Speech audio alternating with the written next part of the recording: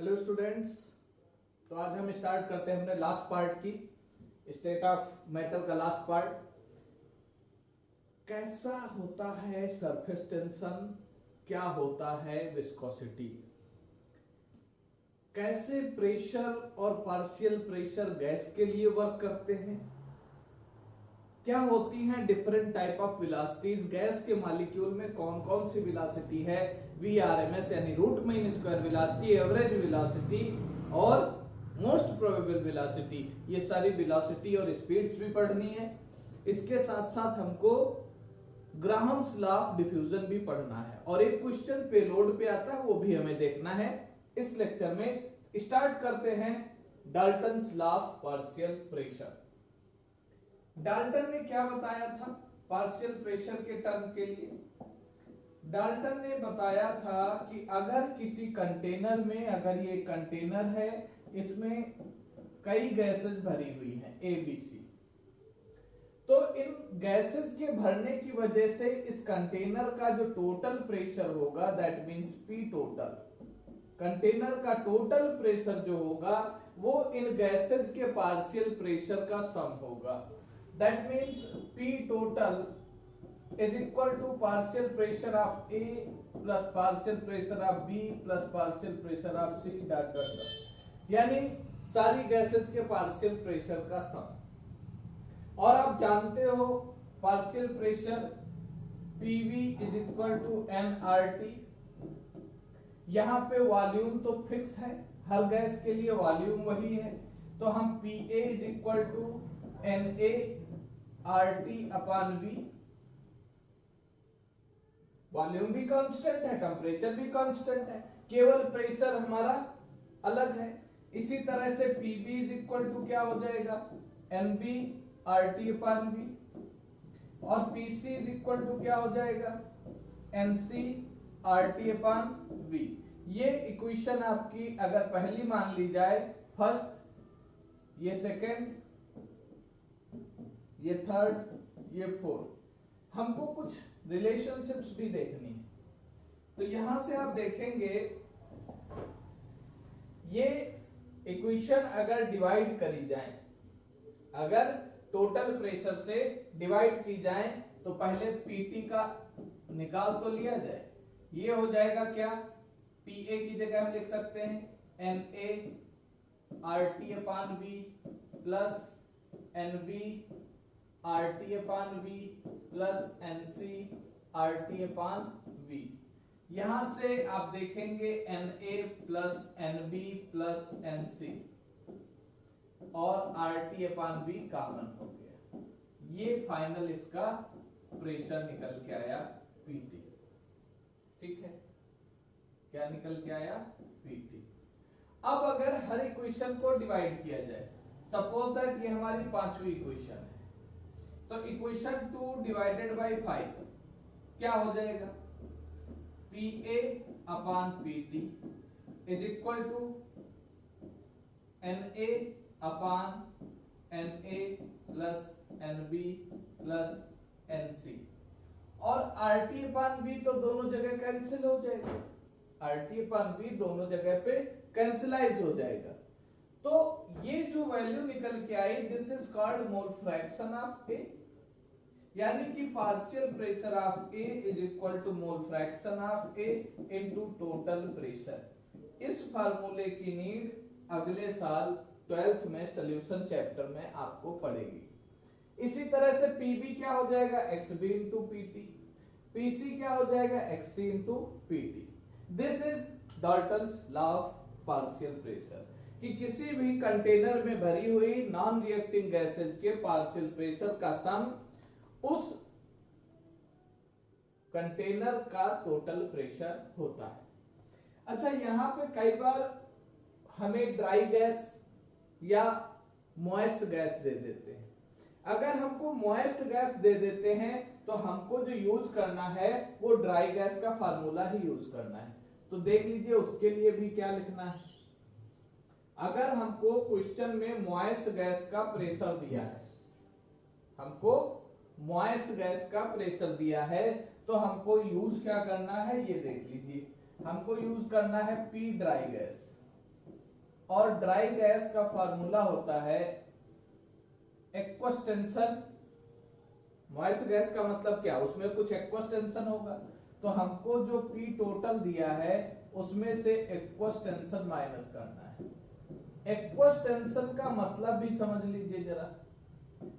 Aqueous tension होता है वो प्रेशर जो उस मॉइस्ट गैस में वाटर की वेपर्स के थ्रू एक्सर्ट हो रहा है, उतनी वैल्यू प्रेशर की जितनी वाटर की वेपर्स लगा रही हैं उसको हमें माइनस करना है। ठीक है, इसके बाद हम सेकंड फार्मूले पे आएंगे, सेकंड टॉपिक पे आएंगे। सेकंड टॉपिक हमारा है पेलोड, पेलोड ऑफ बैलून। इससे रिलेटेड एनसीईआरटी की एक्सरसाइज में क्वेश्चन है।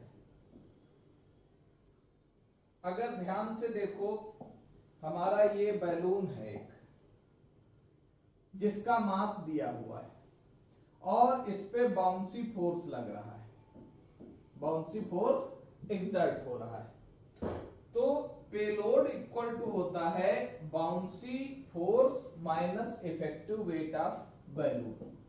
हमको क्वेश्चन में वेट नहीं दिया जाता है। अब अगर ध्यान दें तो ये एक सिस्टम हो गया, ये बैलून एक सिस्टम हो गया, इसके अंदर कुछ डेंसिटी होगी, डेंसिटी इनसाइड, डेंसिटी इनसाइड, और इसके बाहर भी कुछ डेंसिटी है यानी डेंसिटी आउटसाइड। दोनों डेंसिटीज अलग अलग होंगी, इसके बाहर भी कुछ वॉल्यूम है, इसके अंदर भी कुछ वॉल्यूम है, ठीक है, और इसका अपना कुछ मास है।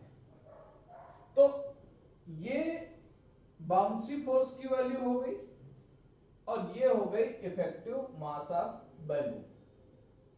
ये वैल्यूज हमको क्वेश्चन में गिवन होंगी, दोनों वैल्यू निकालना है और तब इस क्वेश्चन को करना है। पेलोड एक तरह से कह सकते हैं क्या है, difference between the bouncy force and effective weight of balloon. Balloon के इफेक्टिव वेट को सब्सट्रैक्ट कर दे बाउंसी फोर्स से तो पेलोड निकल आता है। इसके बाद जो हमारा अगला टॉपिक है that is Graham's law of diffusion. Graham's law of diffusion क्या है, किसी कंटेनर में भरी हुई गैसेस, नॉन रिएक्टिंग गैसेस, अगर ये कंटेनर है, इसमें गैस भरी है दो ए एंड बी, और इसमें एक छोटा सा पोर कर दिया जाए, क्या कर दिया जाए, छोटा सा पोर। अब छोटा सा पोर करने के लिए हमको पहले तो बड़ा ही सा करना पड़ेगा, क्योंकि छोटा सा तो हमको ये छोटा सा पोर कर दिया, यहां से गैस निकलना स्टार्ट हो जाएगी। तो हमको ये बताना है कितनी तेज, किस रेट से कौन सी गैस निकलेगी। तो इन्होंने हमको बताया था कि rate of diffusion of gas is inversely proportional to the square root of their densities. यानी किसी भी गैस का जो रेट ऑफ डिफ्यूजन होगा that is square root of their density. इसका मतलब अगर दो गैसेस को कंपेयर करना है तो R1 upon R2 is equal to under root D2 upon D1, और हम जानते हैं density is equal to mass upon volume, mass upon volume. तो इस हिसाब से अगर हमको मोलर मास पता है, अगर हम मास को मोलर मास मान लें तो फिर rate is inversely proportional to the square root of the molar mass. यानी हमको अगर दो गैसेस बता दी जाए तो हम उनको कैलकुलेट कर सकते हैं, अभी क्वेश्चन करेंगे। और वॉल्यूम से अगर निकालना है तो rate is directly proportional to the square root of volume, that is square root of volume, directly proportional. जैसे हमारा ये कंटेनर है, इसमें हाइड्रोजन भरी हुई है और ऑक्सीजन भरी है, अगर इसमें एक पोर कर दिया जाए तो इनके रेट ऑफ डिफ्यूजन का रेशियो क्या होगा। तो H2 का जो मोलर मास है MH2 दैट इज 2, और MO2 कितना है 32। तो rate R1 upon R2 is equal to under root M2 upon M1। इसका मतलब अंडर रूट 32 अपान 2, ये क्या हो गया √16/1। इसका मतलब रेशियो R1:R2 कितना आ गया 4:1।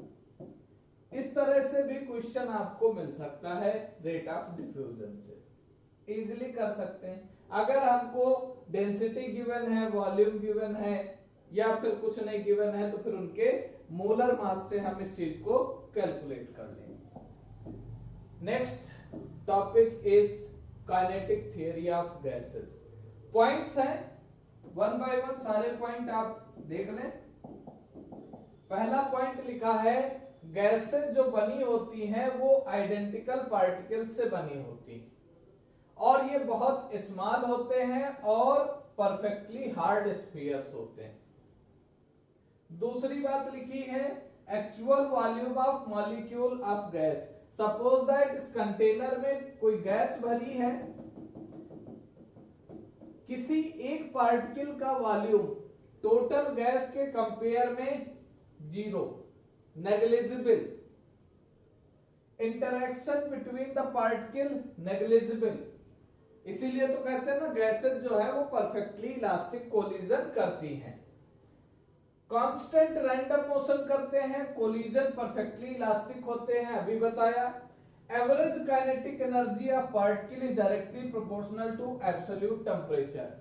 एब्सोल्यूट टेम्परेचर के डायरेक्टली प्रोपोर्शनल होती है। अब काइनेटिक थ्योरी से हमको काइनेटिक एनर्जी को तो रिलेट ही करना था, आगे अभी फार्मूला भी इसका आएगा। Pressure of the gas is due to collision between gas molecules and wall of the container. इनका कहना है गैस कंटिन्यू मूव करती है, पार्टिकल कंटेनर से टकराते हैं, इस टकराव से ही एक्चुअल प्रेशर डेवलप होता है। क्या है इसका फार्मूला ये देखेंगे। द काइनेटिक इक्वेशन क्या है, kinetic equation that is PV is equal to 1/3, इधर से लिख रहे हैं PV is equal to 1/3 mNu²। यहां पे U² क्या हो गया, U² is equal to 3PV/mN। अगर मोल कितने हैं 1, अगर मोल 1 हो जाए, if n is equal to 1 then U is equal to √3PV/m। और दूसरी चीज PV is equal to अगर n1 है तो क्या होगा RT, तो इसलिए हम PV की जगह पे RT यूज करेंगे तो U क्या हो जाएगा, U is equal to √3RT/m। इन दो फार्मूलों पे आपको क्वेश्चन मिल सकते हैं। These are kinetic equation। U यहाँ पे वेलोसिटी है, डिफरेंट टाइप ऑफ वेलोसिटी। वो वेलोसिटीज देखते हैं कौन कौन सी हैं। गैस मॉलिक्यूल में हमको मिलती है, पहली तो हो गई एक एवरेज वेलोसिटी। एवरेज वेलोसिटी से मतलब ये है कि हमारे पास कंटेनर में जो गैस मॉलिक्यूल्स हैं उन सबको मिला के सबका एवरेज देखा जाए। जैसे कोई गाड़ी मूव करती है तो उस पे लिखा होता है एवरेज स्पीड 40। इसका ये मतलब नहीं कि वो हमेशा 40 चल रही है। उसी तरह से अलग अलग पार्टिकल अलग अलग वेलोसिटी से मोशन करेगा, लेकिन सबको मिला के जब एवरेज देखा जाएगा तो हम ये नहीं कहेंगे कि हर पार्टिकल इतने से ही मूव कर रहा है, कोई ज्यादा कर रहा होगा कोई कम। सबको मिला के उनका एवरेज निकाला जाए। तो एवरेज वेलोसिटी क्या होती, एवरेज वेलोसिटी क्या है, arithmetic mean of square of the different velocities possessed by molecule of the gas at particular temperature। अब हम मान ले U average, this is equal to U1 square plus U2 square plus U3 square plus UN square upon n, number of particle।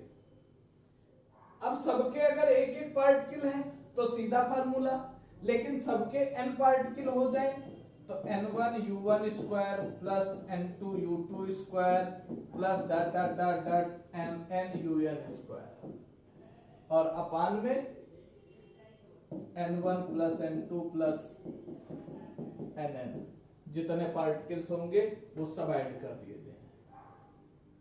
एक तो ये formula हो गया।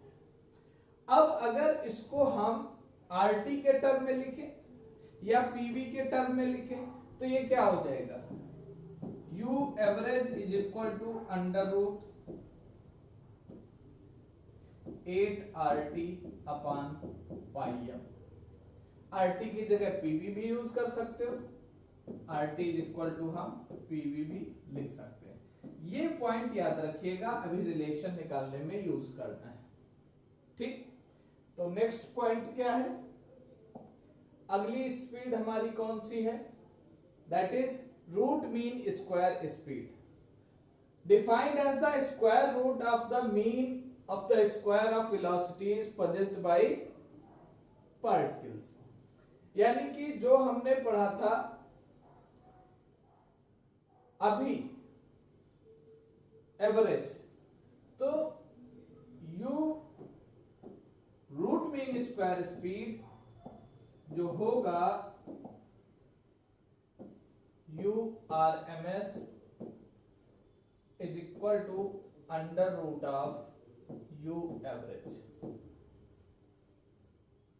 कोई doubt? Square root of the mean of the square of the velocity possessed by all molecules. सीधा formula हम याद अलग अलग करेंगे उससे बेहतर है URMS is equal to under root UAV। अगर इसी को हमको लिखना है RT के टर्म में, PV के टर्म में, this is equal to under root 3RT upon, यहां क्या होगा, पाई m होगा, नहीं यहां सिर्फ m होगा, मोलर मास। n1 n2 के टर्म में नहीं लिखा, लिख सकते थे ना, एवरेज स्पीड को क्या लिखे थे, u1 square plus u2 square plus dot dot dot un square upon n। n1 n2 molecule अलग अलग हो जाए तो हम सीधे एवरेज स्पीड का रूट स्क्वायर कर दें तो भी वही चीज आ जाती है। नेक्स्ट, मोस्ट प्रोबेबल स्पीड, यानी कि मैक्सिमम जो मॉलिक्यूल्स हैं गैस के वो कौन सी स्पीड शो कर रहे हैं, ये निकलता है मोस्ट प्रोबेबल स्पीड से। इसका फार्मूला क्या निकल के आएगा, most probable speed UMP, this is equal to under root 2RT upon m। हम 2PV अपान m भी लिख सकते हैं क्योंकि RT is equal to PV। अब हमको यहीं पे देखना होता है कि इनके बीच में क्या रिलेशनशिप्स हैं, कौन कौन से, तीन हमने पढ़े, तीनों के बीच में क्या रिलेशनशिप्स हैं ये हमको देखना है। कौन कौन, पहले नंबर पे क्या पढ़ा, U एवरेज, फिर क्या पढ़ा URMS, फिर क्या पढ़ा U मोस्ट प्रोबेबल। तो हम शुरुआत करेंगे U most probable is to U average is to U RMS root mean square, this is equal to, ये हो गया under root 2RT upon m is to under root 3RT upon m is to, sorry average में क्या आएगा, average में 8RT upon pi m आएगा और ये हो जाएगा 3RT अपान m। तो यहां से रेशियो जो निकल के आएगा इनका, अगर हम इतने से सबको डिवाइड कर दें अंडर रूट 2 से, तो 1 is to 1.284 is to 1.224। ये रेशियो इनकी स्पीड का निकल के आएगा, तीनों अलग अलग स्पीड जब हम मेजर करेंगे। ठीक है, next, ideal and real gas. Nature में रियल तो कुछ है ही नहीं, हम एज्यूमिंग करते हैं कि ये रियल है, ये आइडियल है, सॉरी आइडियल कुछ है ही नहीं, हम सिर्फ एज्यूम करते हैं कि ये आइडियल है, जो कुछ है वो सब रियल है। Volume of gas particle is negligible as compare to the volume of container. किसी कंटेनर के कंपेयर में गैस के एक पार्टिकल का वॉल्यूम नेग्लिजिबल होगा, ये वहां पे बताया था। इंटरैक्शन गैसियस मॉलिक्यूल्स में बिल्कुल नहीं होते हैं। यहां लिखा है real gas do not obey the ideal gas laws exactly under all conditions of temperature and pressure. Real gas deviate from ideal behaviour. यह चीज हमको काइनेटिक थ्योरी ऑफ गैस में दी गई है। तो क्या डेविएशन है, आइए देखते हैं। For ideal gas compressibility factor is equal to 1, Z बराबर PV अपान RT। ये 1 आना चाहिए। अगर ये 1 नहीं है मतलब नॉन आइडियल गैस है। Non ideal gas can be less than 1 और ग्रेटर देन 1। एक से कम भी हो सकती है, एक से ज्यादा भी हो सकती है। अगर कम है इसका मतलब नेगेटिव डेविएशन है, अगर Z की वैल्यू ज्यादा है इसका मतलब वो पॉजिटिव डेविएशन है। नेगेटिव डेविएशन पॉजिटिव डेविएशन है क्या? ये एक तरह का अट्रैक्शन है। मॉलिक्यूल्स के बीच में कितना ज्यादा अट्रैक्शन है, कितना कम अट्रैक्शन है, अट्रैक्शन के बेसिस पे हम बताते हैं कि ये कितना डेविएशन शो कर रहा है। तो इसको देखने के लिए हमको वंडर वाल इक्वेशन और एक दो पॉइंट और देखने पड़ेंगे।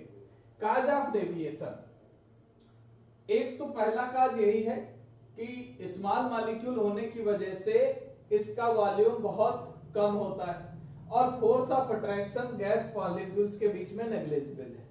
इस चीज को प्रूव करने के लिए वंडर वाल इक्वेशन हमको देखनी पड़ेगी।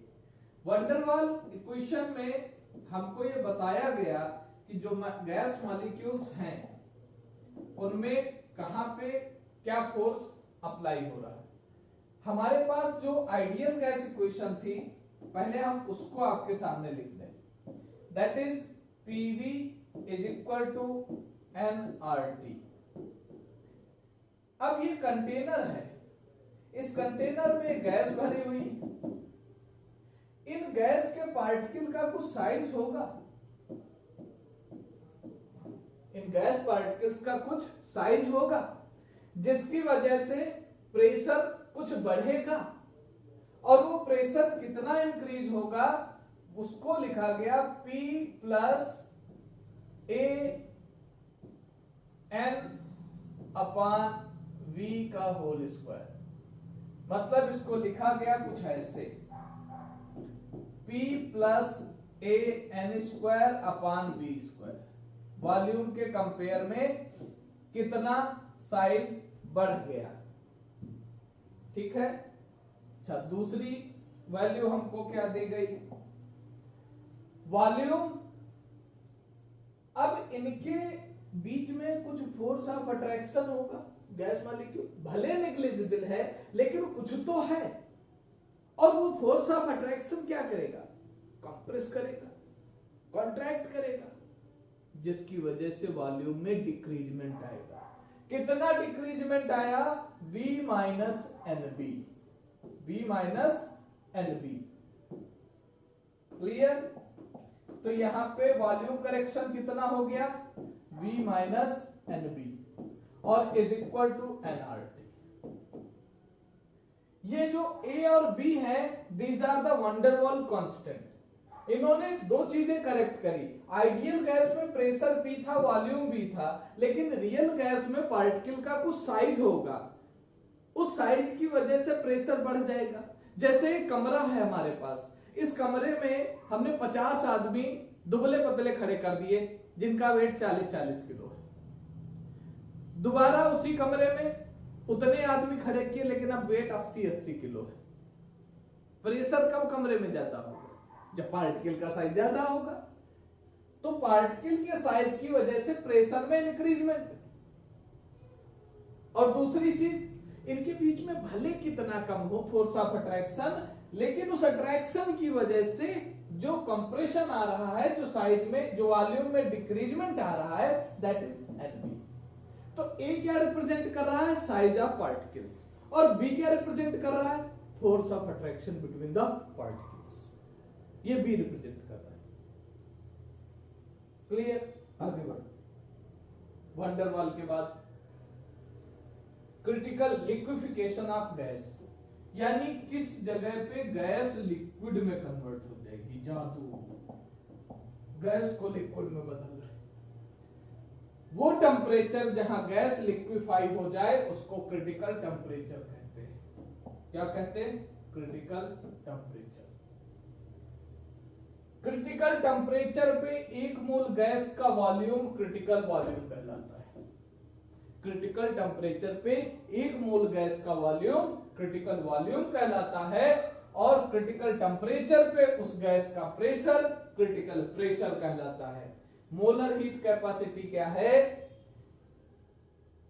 जो हीट रिक्वायर्ड होती है, heat required to raise the temperature of 1 mole of gas through 1 degree centigrade. किसी गैस का टेम्परेचर, एक मोल गैस का टेम्परेचर 1 डिग्री सेंटीग्रेड बढ़ाने के लिए जो रिक्वायरमेंट होती है, that is molar heat capacity. दो हेडिंग छोटी छोटी और बची हैं। Surface tension. यहां पे आपको एक छोटी सी स्टोरी सुनाते हैं। बचपन में हम लोग पानी भरा ग्लास बनाया करते थे, और पानी जब इसमें भरते थे तो ऐसे भरते थे, एक कर्व बना करके, एक डिप्रेशन बना करके। हमें नहीं पता था ये डिप्रेशन आगे चल के हमको पढ़ना भी पड़ेगा, लेकिन हम ऐसा बनाते थे। यही है सरफेस टेंशन। सोचो उस एज पे आपने केमिस्ट्री पढ़ना स्टार्ट करी थी, बस गौर नहीं किया, आज गौर कर रहे हैं। अगर ये कंटेनर है और इसमें कोई लिक्विड भरा हुआ है, कोई भी लिक्विड भर दिया जाए, तो लिक्विड के पार्टिकल के बीच में फोर्स ऑफ अट्रैक्शन होता है, ये आप भी जानते हो। लिक्विड के पार्टिकल्स के बीच में फोर्स ऑफ अट्रैक्शन होता है। तो यहां पे ये पार्टिकल है, ये इसको अट्रैक्ट करेगा, इसको भी अट्रैक्ट करेगा, इसको भी अट्रैक्ट करेगा, इसको भी करेगा। लेकिन जो सरफेस के मॉलिक्यूल हैं, ये सब नीचे से अट्रैक्शन शो करेंगे, इनके ऊपर कोई अट्रैक्ट करने वाला नहीं है। कार्नर पे जो होगा वो सिर्फ 3 डायरेक्शन में होगा, एक डायरेक्शन में 3 फ्री रह जाएंगे। तो ये जो सरफेस के मॉलिक्यूल्स हैं, इन पे जब इनर साइड से फोर्स ऑफ अट्रैक्शन लगेगा तो ये कुछ कर्व हो जाएगी परपेंडिकुलर 90 डिग्री पे टुवर्ड्स इनसाइड। तो क्या होगा? ये कर्व हो जाएगा इस तरह से। यही जो फोर्स ऑफ अट्रैक्शन है सरफेस पे इनर साइड के मॉलिक्यूल्स के द्वारा लगने वाला, that is called surface tension. मतलब जब अंदर कहीं पे फोर्स ऑफ अट्रैक्शन बढ़ जाता है तो फिर सरफेस पे टेंशन आ जाती है। क्लियर?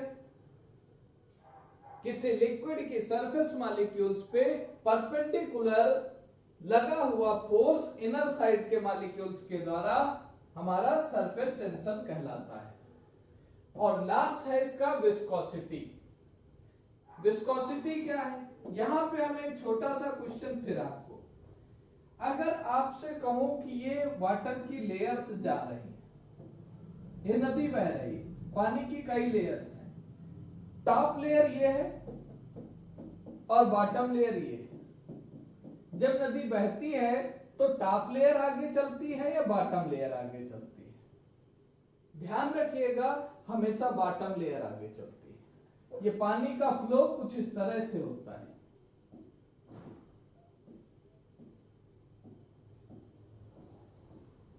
बॉटम वाली सबसे नीचे, जैसे जैसे अपर लेयर जाएंगे वो उतना आगे चलती है। क्यों? इन लेयर्स के बीच में जो फोर्स ऑफ अट्रैक्शन है, force of attraction between the layers, this is called viscosity.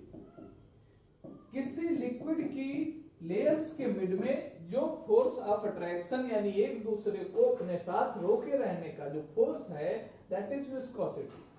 अब ये अर्थ से डायरेक्टली अटैच है तो ये सबसे ज्यादा स्लो चलेगी, ये लिक्विड पे है, ये उसके ऊपर है, इसलिए ये आगे चलती जाती है। देखा होगा कई जगह पे इस तरह से सुनामी आती है, बिल्डिंग से टकराती है, बिल्डिंग आगे को गिरती है, अंदर नहीं गिरती, उसी साइड को। इसका मतलब ऊपर वाली लेयर पहले टकराई, नीचे वाली टकराती तो अंदर को। इससे पता चल जाता है कि अपर लेयर आगे चलती है, और जो फोर्स है ये जितना ज्यादा होगा हमारा लिक्विड उतना ही गाढ़ा होगा, थिक होगा, विस्कस होगा। ये इतना आपको इस चैप्टर में पढ़ना था। चैप्टर फिनिश, न्यूमेरिकल बचे हैं, अभी 2 चैप्टर और हैं आपकी फर्स्ट बुक फिनिश होने में, थर्मोडायनेमिक्स और इक्विलिब्रियम। अब अगला चैप्टर जो आएगा थर्मोडायनेमिक्स, बहुत इंटरेस्टिंग है और बहुत मार्क्स के लिए इंपॉर्टेंट है, कंपटीशन व्यू से बहुत ज्यादा इंपॉर्टेंट। तो देखते रहिए लेक्चर, शेयर करते रहिए, सब्सक्राइब करते रहिए। Thank you. जय हिंद, जय भारत।